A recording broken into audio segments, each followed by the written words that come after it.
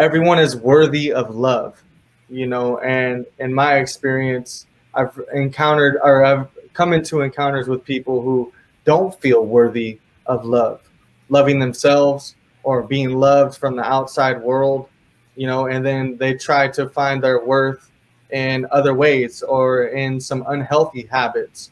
But would you all agree maybe that everyone is worthy of love? Yes. Yeah, for Oh yeah, sure. absolutely, Yeah. absolutely. I feel But like the love love. comes from within though too. You gotta love Mm, yourself, and the truth of the matter too is a lot of people aren't afforded the opportunities that many others do have, and so you have to find your way, despite the barriers, despite what you weren't given, what you weren't provided for, and create within yourself a means of trying to make it happen. And obviously not by force or not trying to do something illegal, but being creative to allow your vision to be manifested. And if that includes love, loving yourself, the best way that you can love somebody else is by working on yourself. Everybody has baggage. Every Everybody has baggage, and it's not your partner's responsibility to fix your baggage. If and or when you do get a partner, you would want to invest in yourself so that your baggage doesn't fall over into them.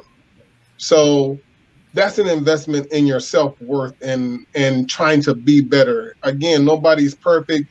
We all come with some baggage, but if we're working on it, and it's constant, it's day to day, then you can get through and actually find yourself feeling even better, having a sense of higher self-worth, what you are going to take, like I said before, and what you're not going to take. Because there's just some things that you're not going to deal with once you start to see the value in yourself. If you guys see yourselves as, let's say, as kings, mm, how does a king act? What does a king have to do to reign in his kingdom? How does he manage and govern all of the different affairs? Do you see yourself as that, or do you see yourself as one of the servants that's trying to work for the king? So it's also a matter of perspective. I like the that king analogy. We're all kind of kings of ourselves, and we should all think of ourselves that way.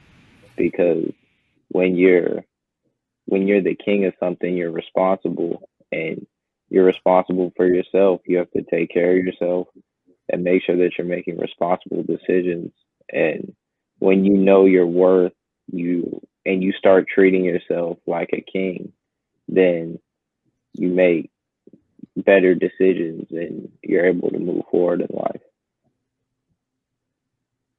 Yeah. I really like that. And this underlying theme that I'm hearing from Dr. Michael Houston and Nicholas with your responses are as the choices that we're making, the act to choose to create our worth based on our character and our responsibility as a man to ourself, to our family, to our friends, to our community. All of that is worth. That is what contributes to you being worthy. And I really, really appreciate your guys' insight because I'm learning so much from you all right now. And what else are some other thoughts that we can give our viewers at home about finding their worth? Because I remember a time in my life where I felt worthless. And it was when I was 15 and in foster care with my siblings due to domestic violence in my household. And I literally felt like I was nothing or worthy of nothing, especially love, which is why I brought that up earlier. But if there's someone in that position now or something similar to that position, what would we say to them? And how would we bring them to realize that they are worthy? you determine your own worth. Nobody else does. Right. I agree with that, but I think it's hard to find your worth. Like, I'm still finding my worth.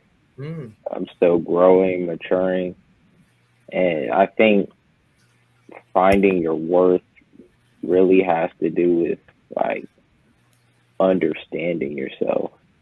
I don't know. It's hard to explain, but I don't know. You just have to understand what you want to be and where you want to go, and then you'll think of yourself as somebody who deserves to be there.